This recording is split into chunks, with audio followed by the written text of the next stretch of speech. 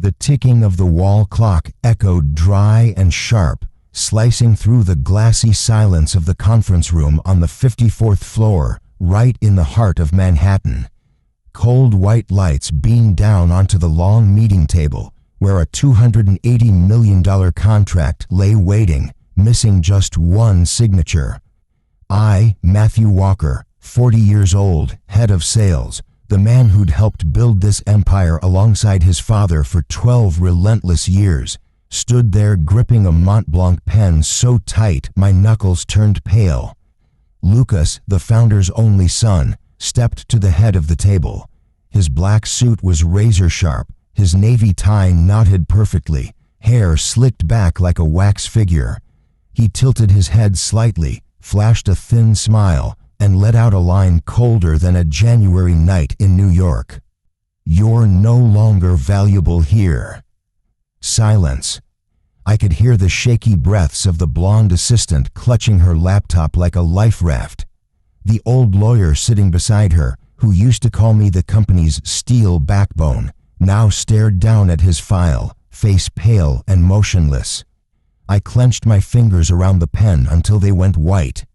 All those nights running numbers until 3 a.m. The time I saved this company from collapse after the 2008 crash. That legendary pitch in Chicago when I stepped in for his father and snagged our first big contract. All of it tossed away like a crumpled memo. Lucas walked closer, leaning in so close I could smell his cologne. "Get out, right now, and don't ever come back," he whispered. I took a slow breath.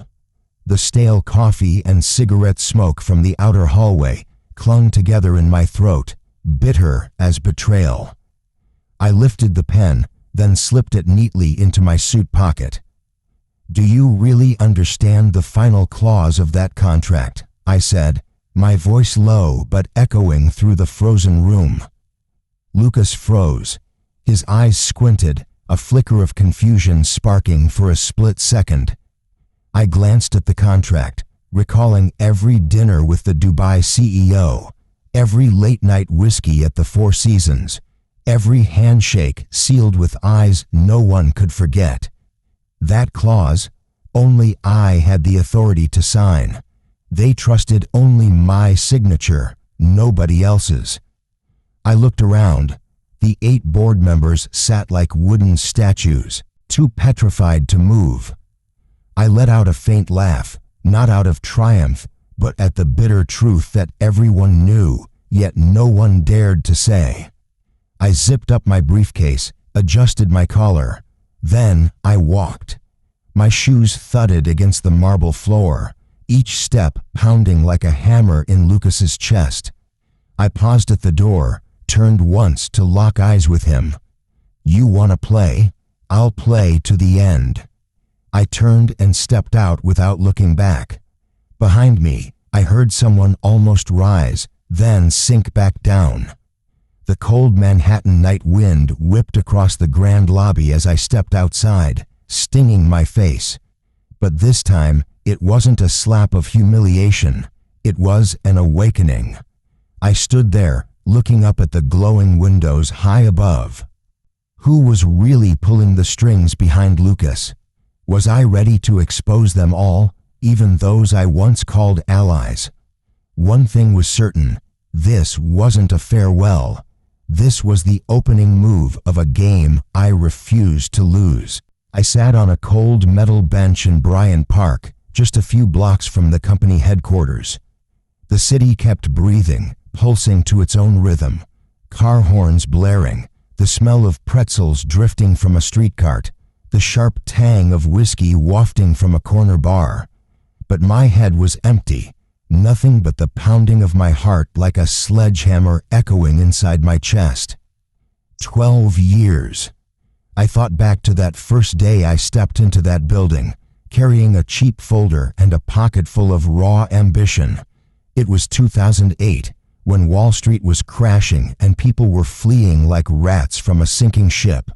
I took a dirt-cheap salary, worked 80-hour weeks, scarfed down sandwiches in the elevator, and slept in the office during deadline sprints that turned nights into a blur. I still remembered that first night with the old man, Lucas's father, sitting in that meeting room until 3 a.m., sketching strategies on a whiteboard to keep a major client from slipping to a rival. That night, he put a hand on my shoulder and said, "Matthew, this company doesn't exist without people like you." That line carried me through hundreds of bone-tired nights, countless missed birthday dinners with my daughter, those mornings when I barely recognized the gray-haired man staring back at me in the mirror. But Lucas never understood the real cost of sweat and grit. He strutted into the company with his gold-embossed business cards, rambling about restructuring and bold strategies, when all he really carried was a shiny facade covering a deep pit of insecurity. There was that one time, during a make-or-break pitch to a Silicon Valley investment firm, he stood up, swept away the slides I had spent 2 weeks perfecting, and launched into some empty, visionary rant. He bombed so hard that I had to jump in and salvage the entire deal in the last 5 minutes. That night, he stormed into my office at 11 p.m., slammed a stack of papers on my desk, and roared, "You always want to steal the spotlight, don't you? You made me look like a clown in front of them." I looked him dead in the eye, ice cold. "I didn't save you for glory. I saved the company, and I saved you from your own stupidity." That look on his face, some twisted cocktail of rage and fear, never left me. From that moment, I knew it was only a matter of time before he came for me. What I didn't expect was that he'd pull the trigger right in front of the entire board, flipping the table at the edge of a historic deal. I let out a long breath, another night slipping away. My phone buzzed, a text from my daughter, Emily, 14. "Dad, are you coming home for dinner tonight?" I stared at those words, my chest tightening. How many dinners had I missed? How many violin recitals did I promise I'd attend, only to vanish behind a glowing laptop screen? I typed back, "I'm sorry, tomorrow, I promise." But in my head, I wondered, will I even keep that tomorrow promise? A cold gust whipped through the park, yanking me back to reality. I thought about my old colleagues. Sarah, the blonde assistant, she started as a summer intern. I taught her how to read a balance sheet. David, the old lawyer, he and I had downed an entire bottle of bourbon together after winning that huge lawsuit. Now, all of them sat silent, heads down. They chose safety. Was it their fault, or had I been naive enough to believe loyalty was everlasting? Night deepened. Headlights washed over the trees. I looked up at the New York sky, a deep violet haze spilling over the glowing glass towers. The thing that hurt the most wasn't the betrayal. It was the haunting question echoing in my mind. What did I really trade everything for? Then I remembered the Dubai contract. That clause allowing only my signature, built on 5 years of relationships. The private dinners, the after-hours meetings, the last-minute flights to Abu Dhabi, just to prove my integrity. Lucas definitely hadn't read that carefully. He thought he could kick me out and sign it himself. A laugh slipped out, low and sharp in the freezing air, making a nearby homeless man glance at me with suspicion. I stood up. Tonight, no one might see, but tomorrow, this entire city would know. You don't erase someone with a single flick of your wrist. Maybe it was time to ask myself, how far was I willing to go to strike back? Did I have enough venom in me to take back what was mine? Or would I surrender, let Lucas and his kind dance over my humiliation? I gripped my briefcase tight and stepped out of the park. Each step crushed 12 years of silent wounds beneath my soles. And this was where everything began to change. I sat in my tiny Brooklyn studio apartment, the streetlights cutting through the dusty frosted glass, painting thin, wavering lines on the wall. My small desk was buried under piles of files, contracts, and memos I had hoarded over the years. I fired up my laptop and pulled up the last email from the Dubai partners. "We only proceed with your signature, Matthew." I mumbled that line like a mantra.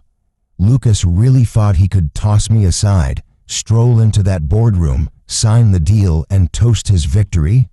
Clause 47, the one I convinced them to add after they nearly got duped by a fake company, explicitly stated that only my signature would be accepted.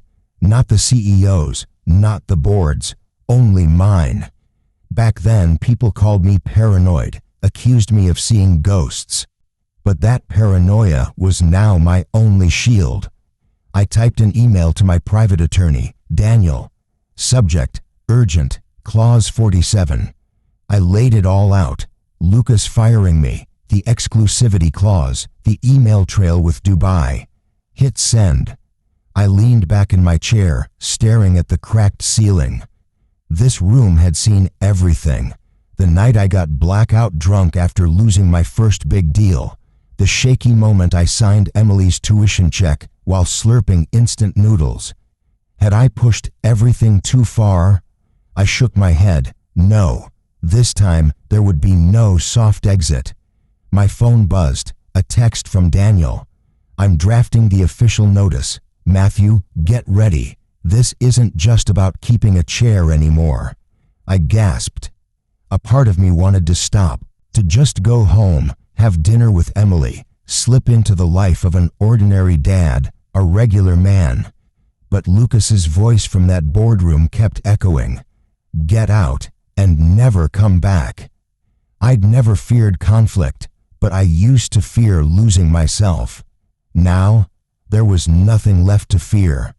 I dragged my old suitcase out from under the bed, stuffed it with documents, contract copies, a few pressed suits. I pulled up an old message from the Dubai CEO, the first time we met in London. "I trust your eyes more than any contract. They say New York teaches you to bite back when you're cornered. I used to believe I'd be the guy who chose silence, who backed off, focused on raising my daughter, preserving my dignity. But now, with my name smeared across social media, on X, Twitter, where Lucas had cleverly pushed a narrative that I'd embezzled funds and abused power, I couldn't. That post had gone up just a few hours ago. Over 12,000 shares.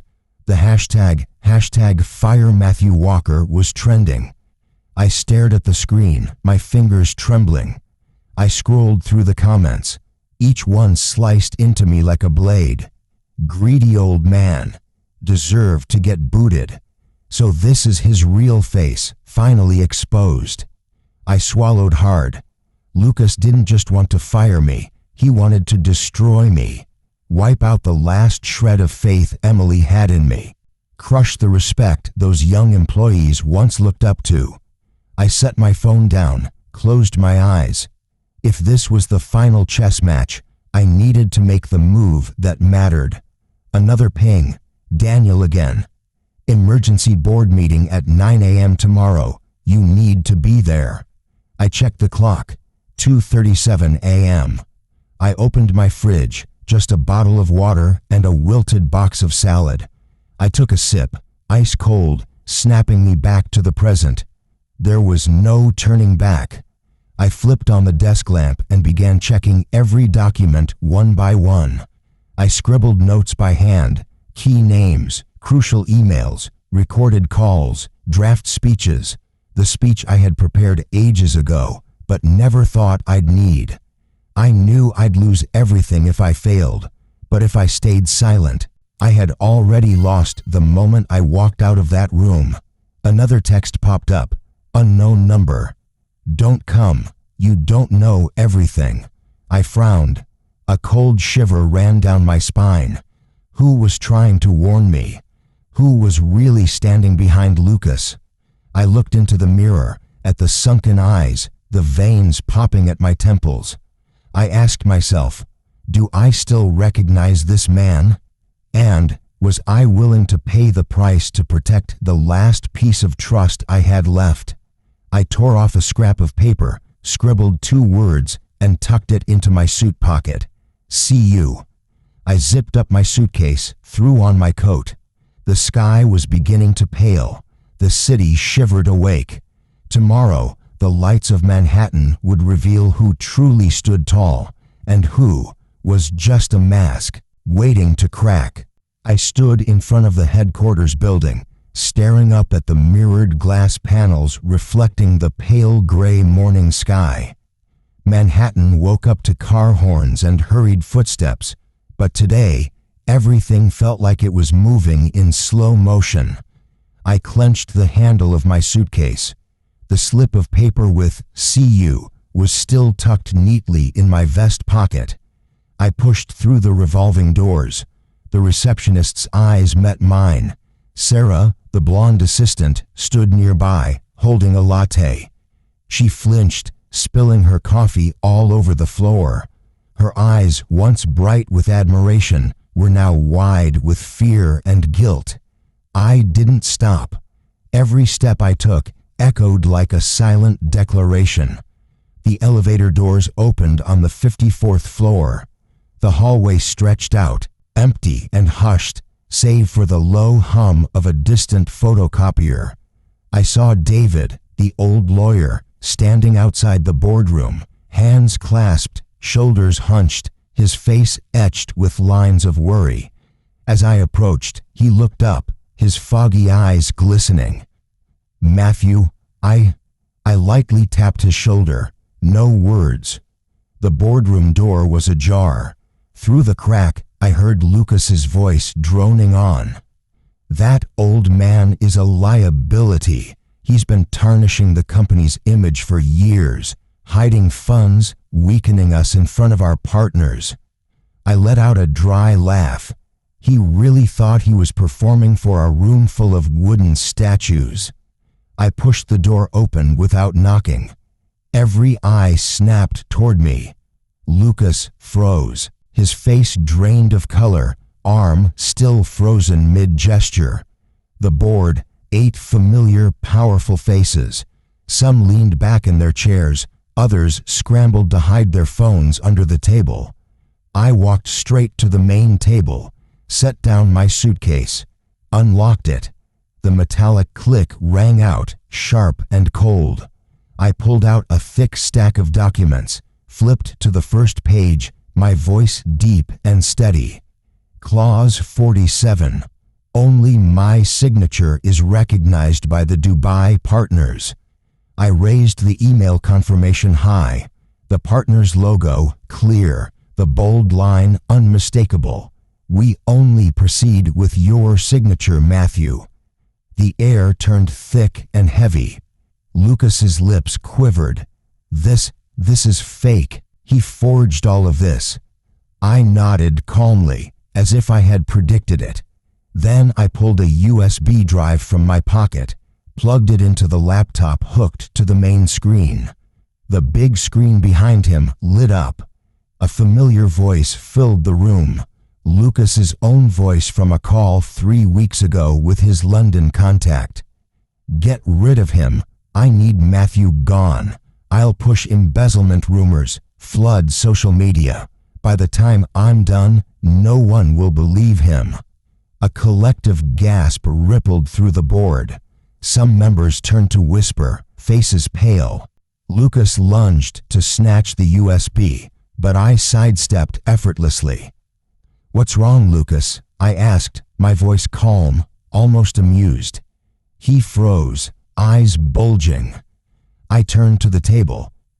"You trusted me for 12 years. I saved this company from bankruptcy, carried you through crises, and now he says I'm the threat." Silence. I pulled out the slip of paper from my vest pocket, unfolded it. 2 handwritten words, "See you." "This was my note last night," I said, voice low but echoing around the room. "I didn't leave out of fear. I left so you could decide where you truly stand." Lucas began to tremble. His eyes darted desperately toward David. The old lawyer bowed his head. For the first time, he looked me in the eye instead of away. One board member, Henry, the stone-faced one, leaned forward, bracing himself on the table. "Lucas, do you have anything left to say?" Lucas opened his mouth. No sound came out. Henry nodded, then looked at me. "Matthew, do you have evidence not only to take Lucas down, but to prove your innocence?" I nodded.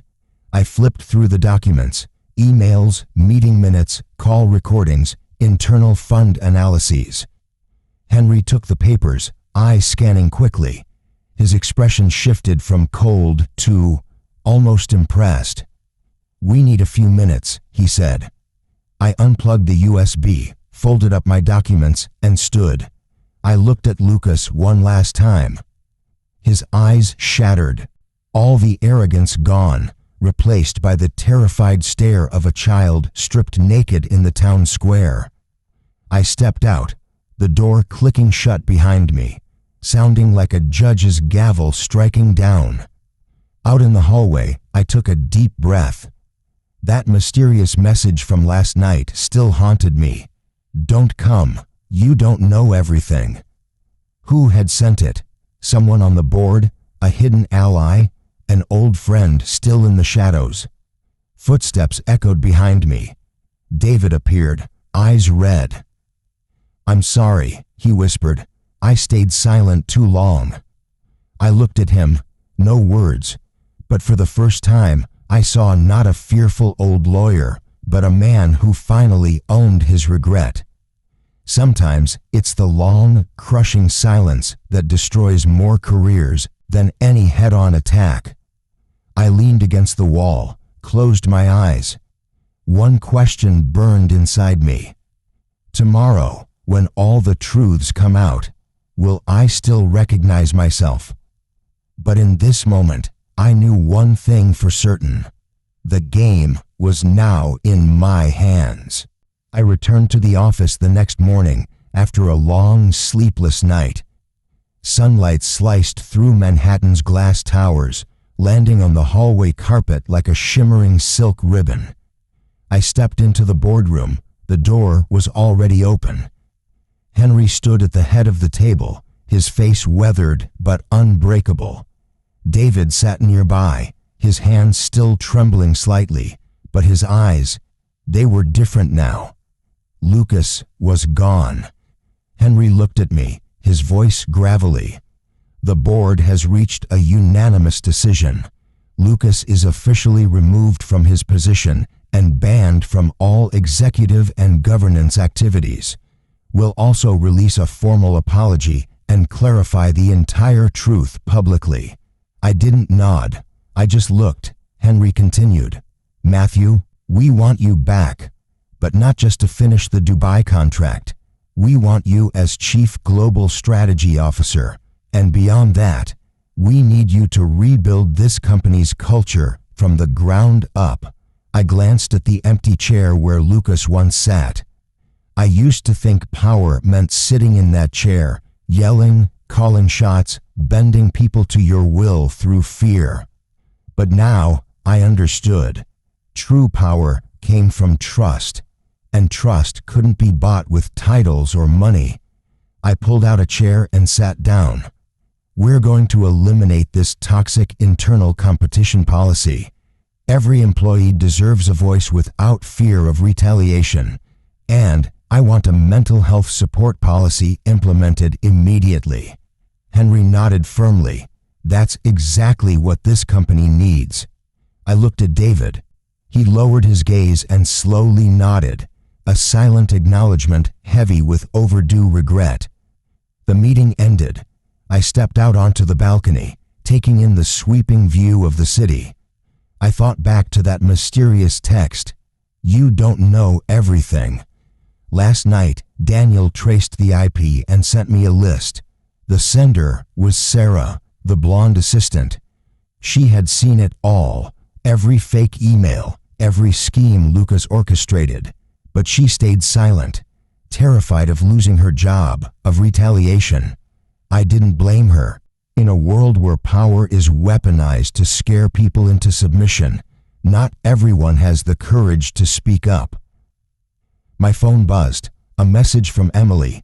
"Dad, are you coming home for dinner tonight?" I smiled. "Tonight, I promise I'll be home." In the middle of this war, I had almost forgotten. I was fighting not just to protect my name, but to teach my daughter a lesson. Stand up when you're knocked down, but don't let hatred eat away at your heart. As the afternoon faded, I left the office carrying a folder of new strategic policies. The elevator doors opened. I stepped in and pressed the ground floor button. Before the doors closed, I looked at the large mirror inside. I saw a tired face, more gray in my hair than before, but my eyes still held a spark. I smiled, just a small one, as a quiet farewell to my past self. The next day, the media exploded. New strategy chief topples internal coup. Dubai deal sealed, company retains market dominance. The man who saved Wall Street again. But for me, those headlines didn't matter. What mattered was that evening, I made it home in time for dinner. Emily ran into my arms, her eyes bright and alive. We sat together, eating pizza, talking about her violin class, her friends. No contracts, no boardroom betrayals, no plots. After she went to bed, I stood by the window, watching the river of car lights flow below. Tomorrow, I would still fight. I would still clean up the mess Lucas left behind. But I wouldn't be alone anymore. I finally understood. True worth doesn't lie in million-dollar contracts or a corner office chair. It lives in how you choose to hold on to your integrity, to the people you love, when everything else tries to drag you into the mud. That last question I had been carrying, I finally had my answer. Was I ready to face my own darkness? Yes, and I did. This wasn't a flawless victory, but it was enough of a win to keep my heart intact. If you ever find yourself choosing between silence and standing up, remember, silence can kill you faster than any betrayal ever could. And if someone once taught you how to be brave, share this story with them.